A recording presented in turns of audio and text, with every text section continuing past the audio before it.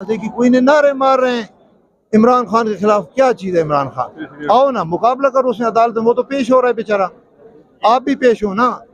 बैठे हो लंदन में चुप। नहीं हुआ तो क्या आज क्या ऐसा यार आज ये इन्होंने एक प्लांटेड आए हैं, ये लोग आके इश्तियाल दिलाने की कोशिश कर रहे हैं हमें खामखा। हम तो वो पेश हो रहे हैं साफ सुथरा, वो तो जिस अदालत में भी उसे हुक्म मिलता है वो पेश हो जाते हैं। अता तारड़ साहब ने ये भी कहा था कि आप सारे लोग वहां पहुंचे, गुज़श्ता एक ऑडियो भी शायद आपने उनकी सुनी।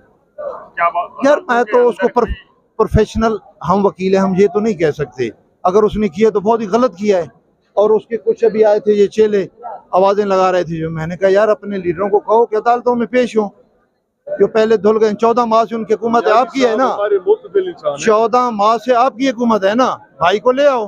वो क्यों बाहर छुपा बैठा है? किस चीज का इंतजार है उसको? एक ही इंतजार है, इमरान खान मरेगा तो मैं आऊंगा। इतना खौफ है, आओ ना मैदान में आओ।